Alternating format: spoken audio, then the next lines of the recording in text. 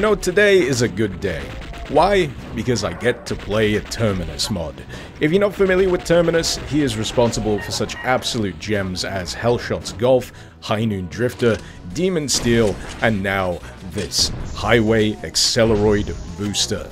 This is a gameplay mod that has you play a character that is part car, part super fighting robot, and naturally gives rise to a lot of highly entertaining abilities. Starting from the top, we've got the wrist-mounted cannon serving as your primary, and that can also be augmented with some right mouse button fisticuffs. Along the way, you'll come across various upgrade chips granting you access to other abilities which entertainingly populate the HUD as positions on a gear shift in the lower right-hand corner. This one gives you access to a side passenger. This is basically a double of yourself that can either act as a turret or follow you around and essentially double up your primary weapons fire. As far as I can tell, the Volt driver here is essentially the replacement for the chain gun slot. Its primary absolutely slaps in terms of visuals and sound, makes you feel practically like a Dragon Ball Z character, and the secondary certainly seals that sentiment.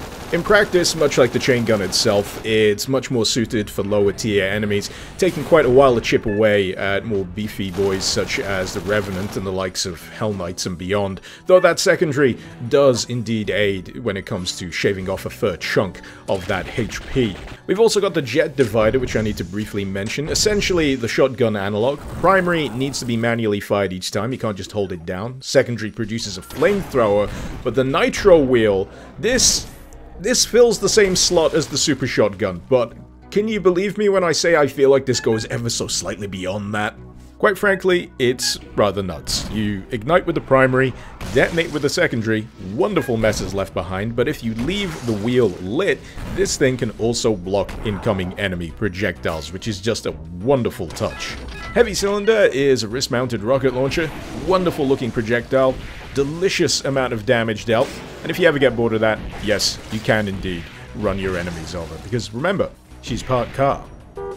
Augmenting the rocket launcher setup somewhat is the Crush Piston. This gives you homing rockets that fire at a much faster rate but for significantly reduced damage, and the ult can also be used to lock onto multiple enemies at the same time. It's just unfortunate that at this juncture, the level hadn't seen fit to provide me with enough ammo to give it a sustained whirl. Oh well, punching cacos in the face it is then. Aside from the weapons that we've covered so far, something else well worth getting acquainted with is the relative high degree of mobility that Highway Acceleroid Booster will afford you.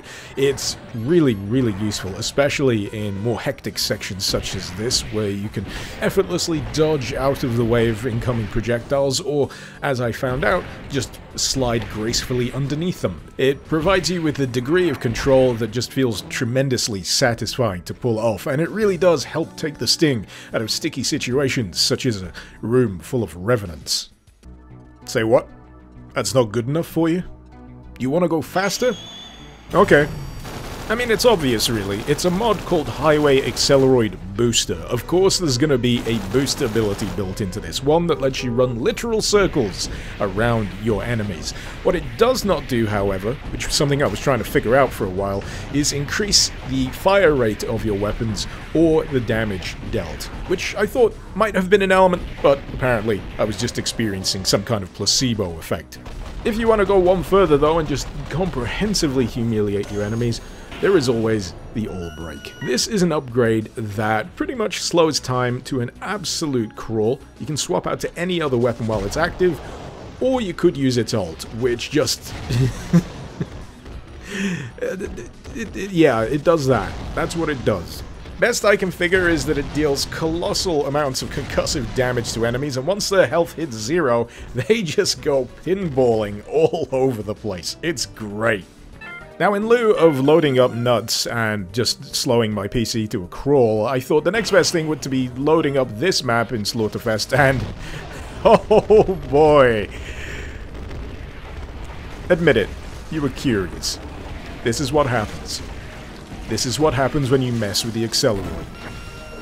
I've got to be honest, once you've reached the level of using a weapon such as the All Break, the challenge tends to kind of fly out the window and disappear somewhere beyond the horizon. Mercifully, however, there is a limit to how much you can use and abuse the All Break. Even then, I'd say that the energy supply for the All Break should deplete a fair bit faster than it currently does, because there is almost an uncomfortable level of hang time available with the All Break when you're going from a full charge down to 0. You just start feeling kinda bad for anything that's in your way while hopped up on time dilation. I suppose the real question you need to ask yourself is this fun? For me, personally, heck yes.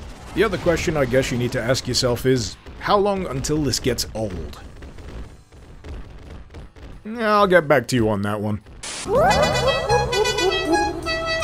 Now, I know that this is meant to be mocking me for daring to punch in a cheat, or god forbid, entering a console command, but I actually kinda really enjoy the prospect of having pink fluffy dice as part of my head-up display. It fits the theming, let's be honest. If you are part car, why not have something dangling from the middle of the windscreen? Heck, why even stop at fluffy dice? Let's get some pine air freshener all up in this business. Maybe a plushy Kako just swinging around every time you take a hit. Anyway, this is all a consequence of me punching in IDKFA for two main reasons. Firstly being that I wanted to check out any of the weapons that I hadn't acquired yet, and secondly, because I absolutely hate this goddamn level. But as you can see here, we've got an upgrade for our default weapon option, which gives you the ability to spit out laser shurikens on the primary fire, and equips you with a laser dagger of sorts for the melee option on secondary. Feels like a noticeable difference when it comes to the damage dealing.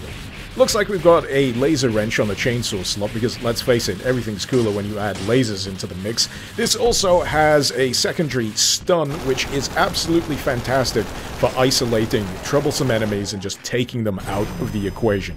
I approve.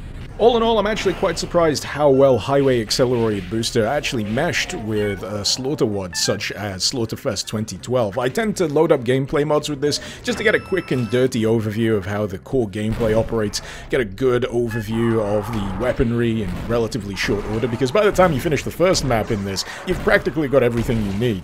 It also gives me a good gauge on how OP the mod is going to make you feel in general, and judging by the first few maps that I played through here, yes, Highway Acceleroid Booster does feel like it lands just a little bit on that side of the spectrum.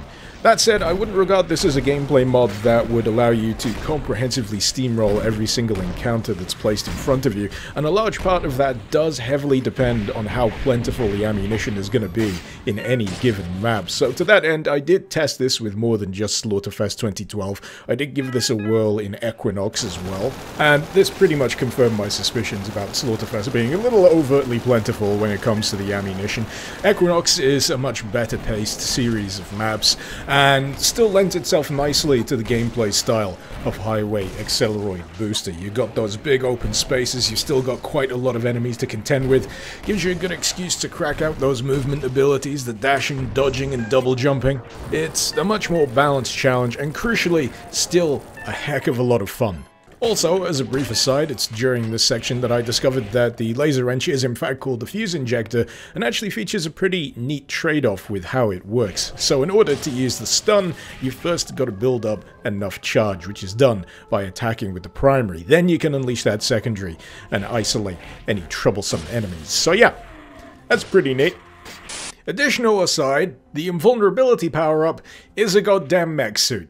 As a fan of big stompy mechs, this makes me unreasonably happy. But not only does it make you invincible, it also does that.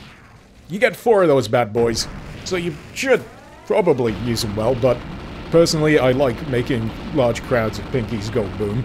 You also get a machine gun as a secondary, you get micro missiles as a tertiary fire, and if you manage to run out of all of the above, you can just get busy walloping everything in the face with a big fat mecha fist. Heck, even the self-destruct function can be used to your advantage. That is a heck of a lot of bang for your mecha buck, and quite frankly, if that didn't immediately cause you to check the description for the download link for this mod, then you're practically dead to me.